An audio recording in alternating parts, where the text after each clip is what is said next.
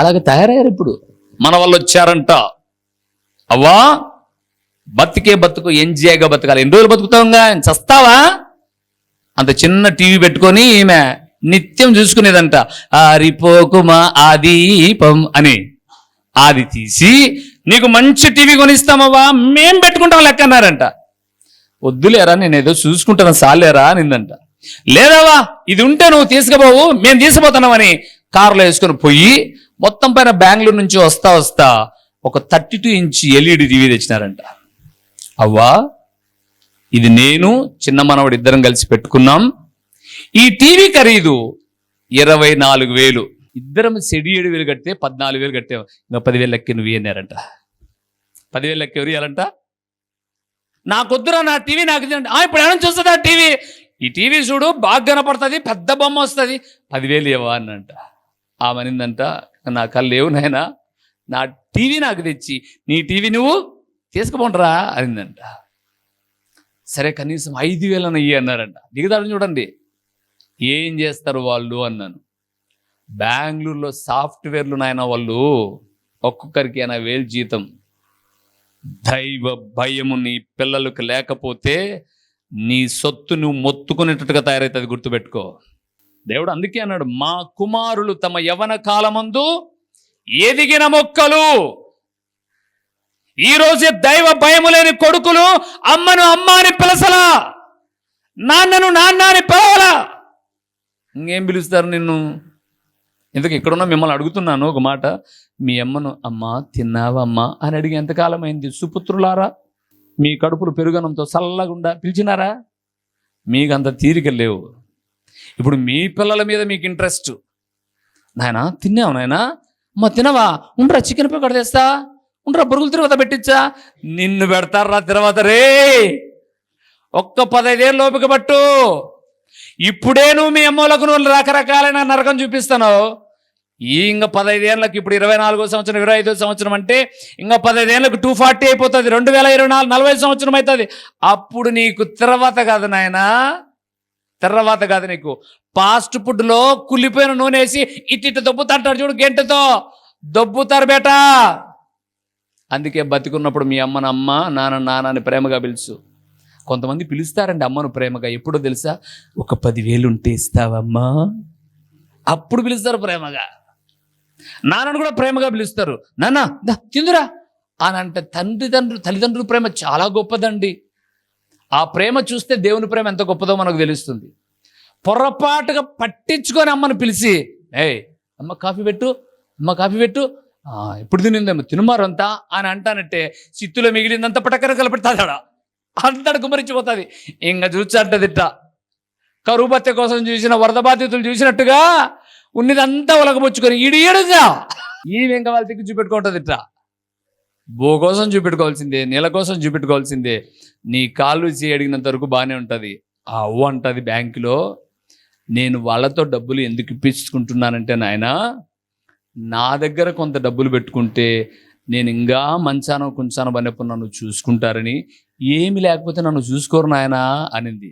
ఆ కుర్చీలో కూర్చున్న పెద్దవాళ్ళారా, మీరు పోకముందే మీ పిల్లల చేతికి సొమ్ము ఇచ్చారనుకోండి, మిమ్మల్ని తీసుకొచ్చి కుక్కి మంచులో కూర్చోబెడతారు.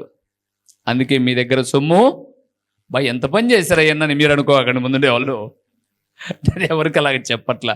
దేవుని వాక్యం అంటుంది ప్రియులారా, కుమారులు మనకు సొత్తు అండి. ఆ సొత్తును దేవుని కొరకై పెంచుకోవాలి. ఆ సొత్తు దేవుని కొరకు పెంచుకున్నాడు కాబట్టే సొలొమోను వృద్ధాప్యంలోనికి వచ్చినప్పుడు తన కొడుకైన సొలొమోను పిలిచి అడుగుతున్నాడు, నాయనా నేను చచ్చిపోయే కాలం వచ్చింది. చదవండి మీరు రాజుల 1వ గ్రంథం 2వ అధ్యాయం పొడుతులండి. దావీదుకు మరణకాలము సమీపించగా అని రాయబడింది. చనిపోయే సమయం ఆసైంది, లోకులందరూ పోవలసిన మార్గమున పోతున్నాను, అయితే నేను పోగానే నువ్వు బాగా వడ్డీ వ్యాపారం చేసి సంపాదించుకోరంతా అని చెప్పలే కొడుకు. చూస్తారా ఏం చెప్పాడో? రాజుల 1వ గ్రంథం 2వ అధ్యాయము 1 3 వచనాలు. దావీదునకు మరణకాలము సమీపించగా అతడు తన కుమారుడైన సొలొమోనునకు ఇలాగ ఆజ్ఞ ఇచ్చెను, లోకులందరూ ఇదేం బాధపడాల్సిన పని లేదు కొడక, అందరూ పోవలసిన మార్గాన్నే పోతున్నాను కాబట్టి నీవు ధైర్యం తెచ్చుకో, నిబ్బరం కలిగి నీ దేవుడైన యెహోవా అప్పగించిన రాజు కదా ప్రియులారా. ఏం చెప్తున్నాడో చూడండి. నీ దేవుడైన యెహోవా అప్పగించిన దానిని కాపాడి ఆయన మార్గములను అనుసరించిన ఎడల రాజ్య పరిపాలన బాగు చేయన్నాడా? ఆయన మార్గములను అనుసరించిన ఎడల నీవు ఏ పని పూనుకొనినను ఎక్కడ తిరిగినను అన్నిటిలో వివేకముగా నడుచుకొందువు. మోషే ధర్మశాస్త్రంలో రాయబడిన దేవుని కట్టడలను ఆయన నియమించిన ధర్మమంతటిని ఆయన న్యాయ విధులను శాసనములను గైకొనుము. అప్పుడు నీ పిల్లలు తమ ప్రవర్తన విషయంలో జాగ్రత్తగా ఉండి నా ఎదుట తమ పూర్ణ హృదయముతోను పూర్ణ మనస్సుతోను సత్యమును అనుసరించి నడుచుకొని ఎడల ఇశ్రాయేలుల రాజ్య సింహాసనము మీద ఆసీనుడొకడు ఒకడు నీకు ఉండక మానడని యెహోవా నన్ను గూర్చి ప్రమాణము చేసిన మాటను స్థిరపరచును. బాబా, ఎంత గొప్ప మాట అండి. నాతో దేవుడు ప్రమాణం చేశాడయ్యా. ఆ ప్రమాణం నిలబడాలి అంటే దేవుని అడుగు జాడల్లో నువ్వు నడుచు కుమారుడా. ఎవరు చెప్తున్నారండి ఈరోజు పిల్లలకు? ఏది ఏమైనా ప్రార్థన ముఖ్యమనైనా, దైవికమైన క్రమం ముఖ్యమనైనా, చెడిపోయే వారిని కూడా బాగుపరిచేది దేవుడేనాయన. ఒకవేళ నువ్వు రక్షించబడి కూడా ఏమైనా దారి తప్పిపోతే తిరిగి దారిలోకి తీసుకొచ్చేది దేవుని వాక్యమే కొడక కూతురా అని చెప్పగలిగిన తండ్రులు లేరు. ఎందుకు? ఆ సొత్తు మీద మీకు భద్రత లేదు. బంగారం అయితే జాగ్రత్తగా తీసి కొక్కి ఊసిపోతుందో ఇరిగిపోతుందని మెల్లగట్ట తీసి అంచక్క బిరువాలో పెడుతుంది. నీ కొడుకుని మాత్రం ప్రార్థన భయభక్తి లేకుండా నీ పిల్లలు మాత్రం గాలికి వదిలేస్తుంది. ఏం మూట కట్టుకుంటారండి? ఒకప్పుడే ఉద్యోగాలు లేవు, ఇప్పుడు మరీ ఉద్యోగాలు దారుణం అయిపోయాయి. నీ పిల్లలు చదివి ఎలగట్టకపోయినా దైవికమైన క్రమం ఉంటే బతుకు మాత్రం ఇస్తాడు, భవిష్యత్తుని ఇస్తాడు పిల్లల దేవుడు. అందుకే బైబిల్ గ్రంథం సెలవిచ్చిన మాట, సింహపు పిల్లలు లేమి గొలవై ఆకలి కొనను గాని తన యందు భయభక్తులు కలిగిన వారికి ఏ మేలు చేయక మానడు నా దేవుడు. సింహపు పిల్లలైన ఆకలితో అలమటిస్తాయి అరణ్యములో. యెహోవాను ఆశ్రయించు వారికి ఏ మేలు కొదువై ఉండదు. తప్పు చేస్తున్నారు తల్లులు తండ్రులు, ఎగదొబ్బి పంపిస్తున్నారు. వద్దు. నా పిల్లలు కూడా వెళ్తారండి ప్రైవేట్ స్కూల్కే. ట్యూషన్కి రాకపోతే సార్ ఫోన్ చేసి దయచేసి మీ పిల్లలకు మీరు అలాగ చెప్పగాకండి సార్, వాళ్ళు చదువుకొని. నేను అంటాను వాళ్ళకు, చదువుతో పాటు దైవికమైన క్రమం నాకు ముఖ్యం. నా పిల్లలు నేను చెప్పినట్టు మీరు నడిపించండి చాలు. మీ స్కూల్ క్రమం ఉందా? బడికి వస్తాడు. నాకు అవసరమైనప్పుడు నా పిల్లలు నా ఇంట్లో పెట్టుకుంటాను నేను. నాకు అవసరమైనప్పుడు నా పిల్లలను నీ ఇంటికాడ పంపను నేను, అంటే నీ చదువులోకి పంపను నేను. నా పిల్లల భవిష్యత్తు గురించి నాకు బాధ్యత ఉంది.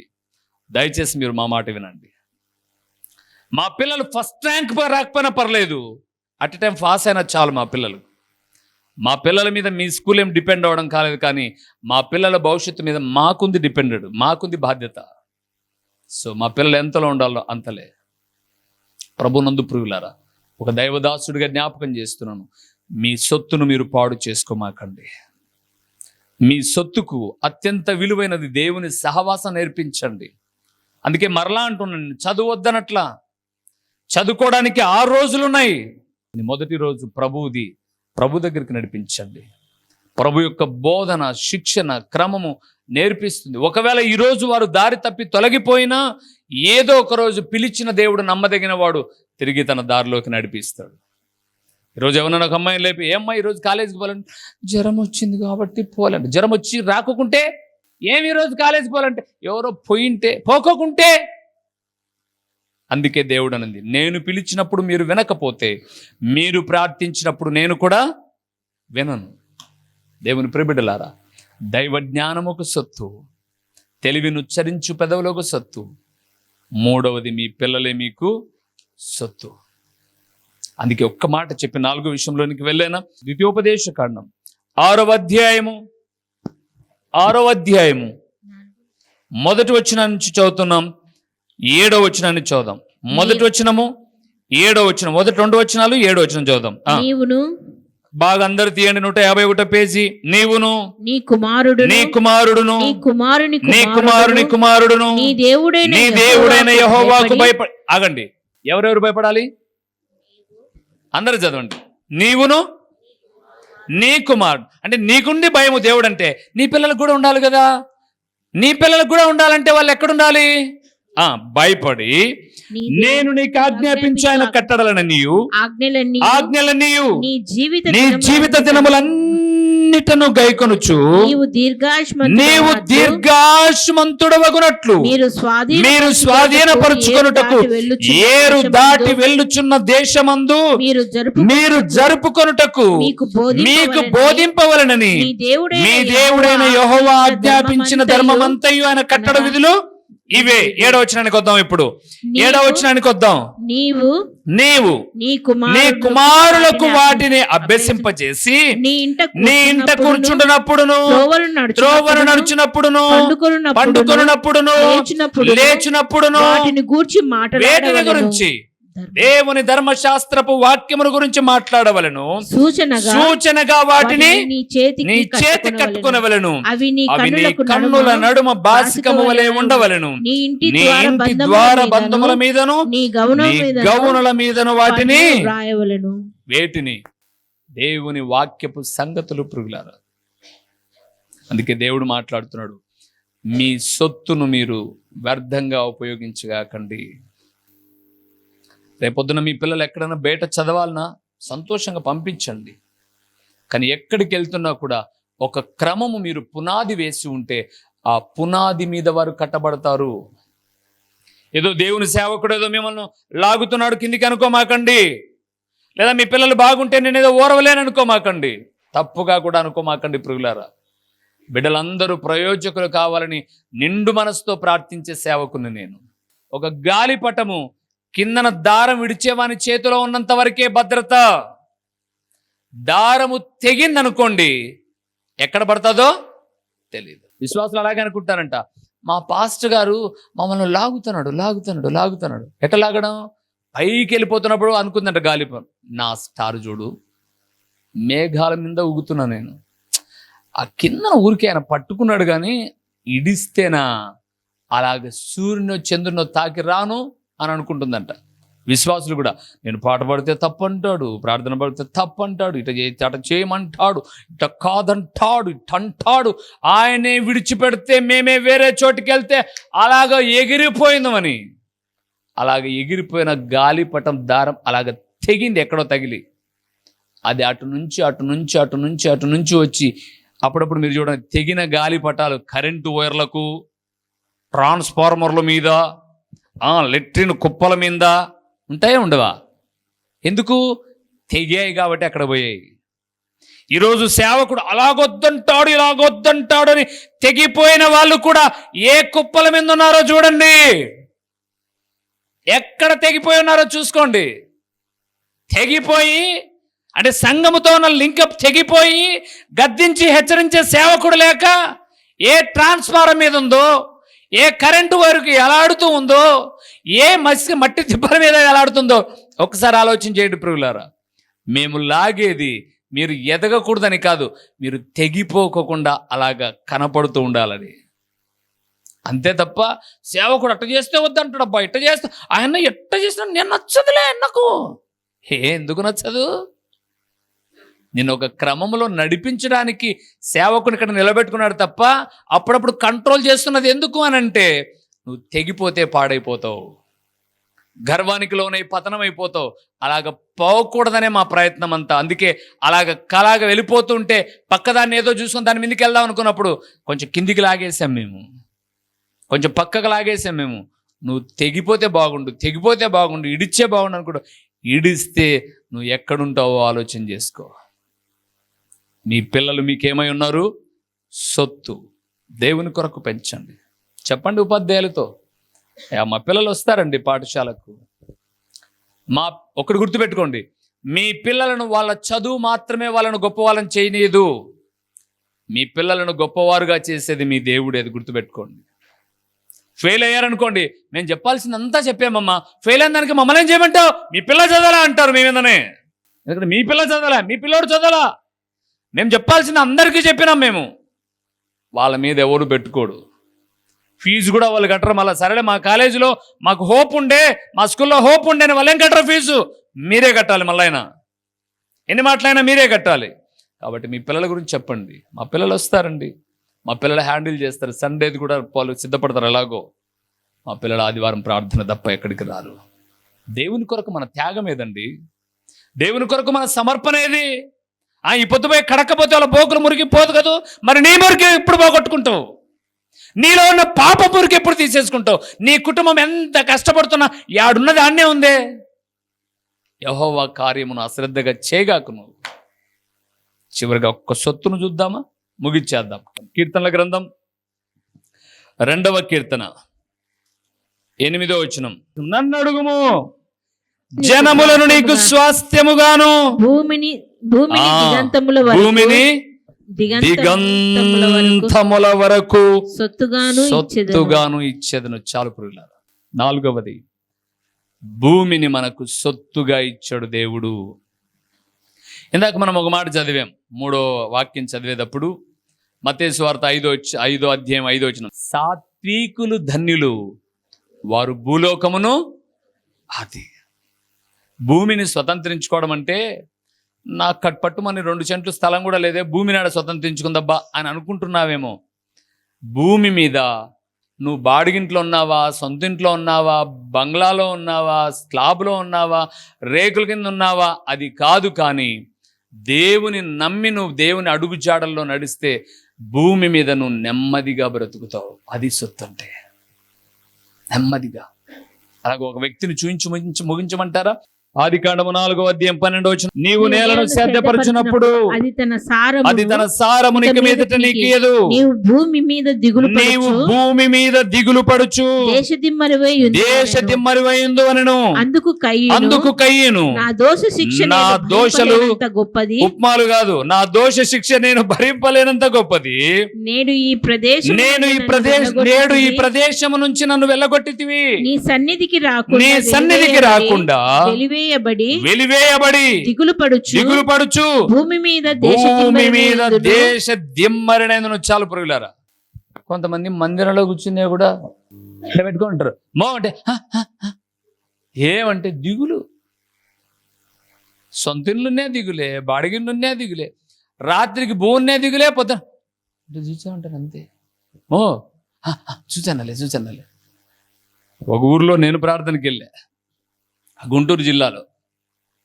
అందరు వాక్యం వింటుంటే ముందు ఒక ఆమె దిగేసింది, కొంగు మొత్తం ముఖమంతా కవర్ చేసింది, ఊగుతా వింటాంది వాక్యం. నేను అనుకున్నాను, పనికిరాని గింజలు ఎన్నుంటే ఎందుకు, ఒక్క గింజ వింటాంది, ఆత్మతో లీనమై వింటాంది అని చెప్పేసి ఇంకో 10 నిమిషాలు ఎక్స్ట్రా చెప్పిన తర్వాత అందరూ వందనాలు చెప్పిపోతున్నారు. ఈ ఊగడ ఆగలే, అందరూ వెళ్ళిపోయారు. ఈ ఊగడ ఆగలే, ఏం ఊగేది ఆగలేదని చెప్పేసి మెల్లె గట్టెక్కితే ఉమ్మి కారుతాంది, నిద్రపోయి ఉమ్మి కారుతాంది. ఇంతసేపు నేను చెప్పింది ఆమె అంటది, అదేమో తెలుదు పాస్టర్ అయ్యా, చర్చికి వచ్చానే నిద్ర వచ్చాదంట. అబ్బా, నేను అనుకున్నాను, తల్లి ఇక మీదట నువ్వు ఇల్లు ఖాళీ చేసి బోకు మాత్రమే ఇంటికి పో, నిత్యం వచ్చుడుండు.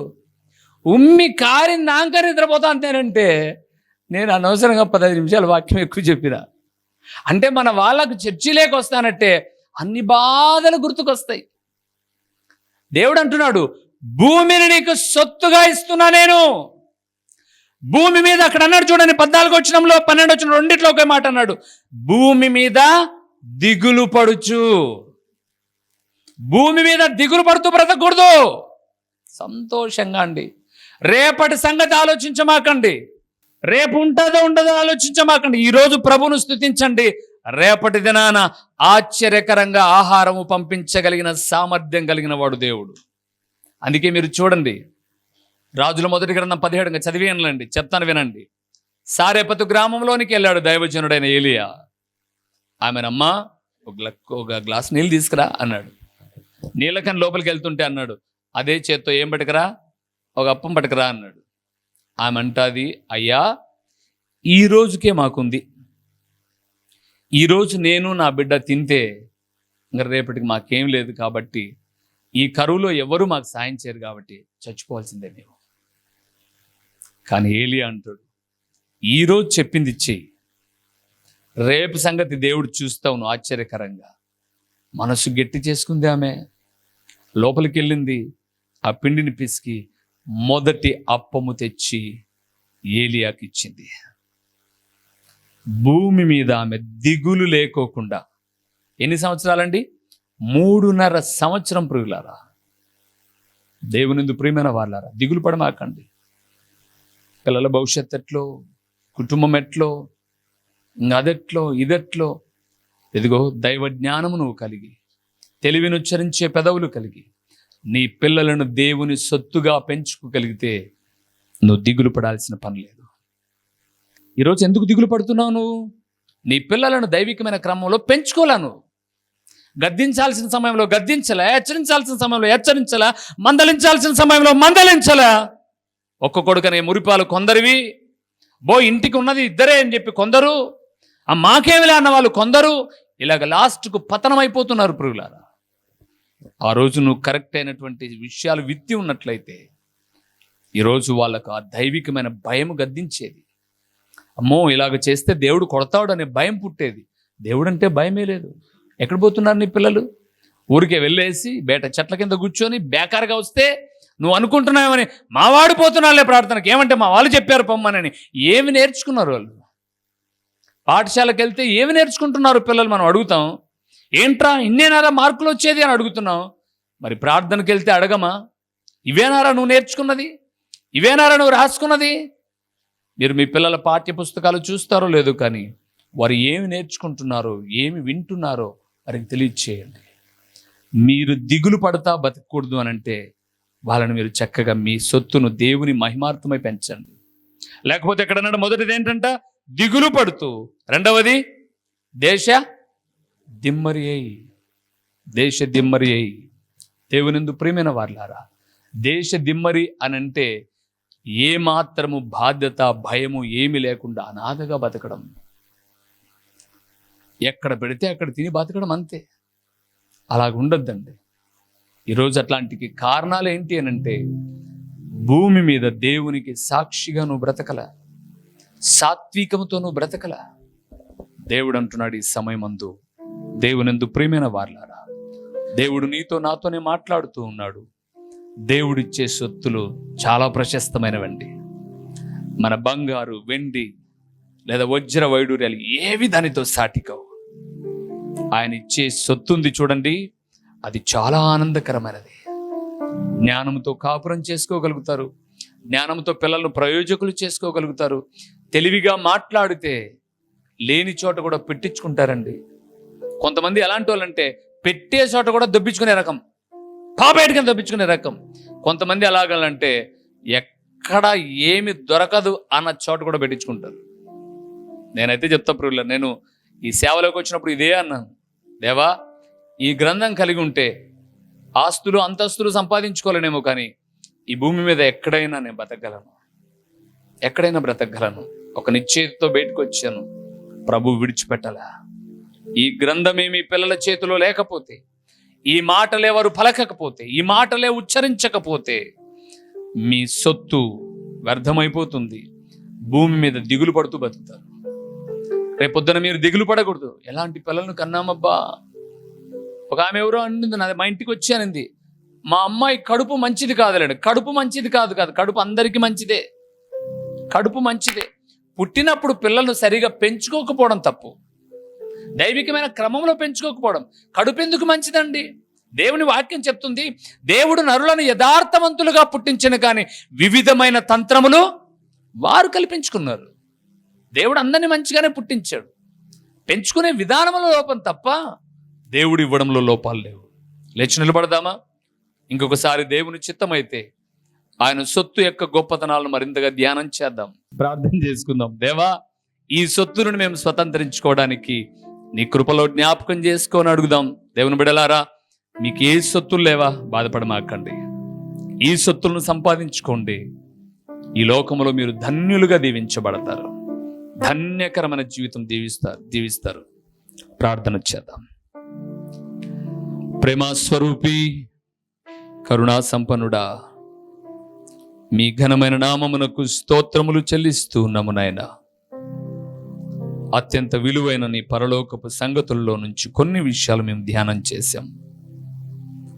నిన్ను నమ్మిన బిడ్డలకు ఈ లోకములో మా తల్లిదండ్రులు మాకు సొత్తులు పెట్టి పంపించినా లేకపోయినా మా వివాహ కార్యములో కొన్ని సొత్తులు ఇచ్చినా ఇవ్వకపోయినా నేను నమ్ముకున్నందుకు నీవిచ్చే అమూల్యమైన సొత్తులు దైవ జ్ఞానం, తెలివినుచ్చరించు పెదవులు, మా గర్భనిధిలో నుంచి రాబడిన పిల్లలు, తండ్రి అత్యంత విలువైన భూమిని మాకు స్వాస్థ్యముగా, ఇటు వాటిని వాక్యమైన బిడ్డలందరూ స్వతంత్రించుకోవడానికి సహాయం చేయండి తండ్రి. ప్రకటించబడిన పరలోకపు సంగతులు వ్యర్థముగా పోకుండా సారవంతమైన నేలను పడిన విత్తనం వలె 30దంతలుగా 60దంతలుగా 100అంతలుగా ఫలింపచేసి మీ ఘననామానికి మహిమ ఘనత ప్రభావములు మీరు కలుగు చేసుకొనుమని ఎంతైనా నమ్మదగిన దేవుడైన మీకు స్తుతులు చెల్లించుకుంటూ యేసు నామములో అడిగి పొందియున్నాము తండ్రి,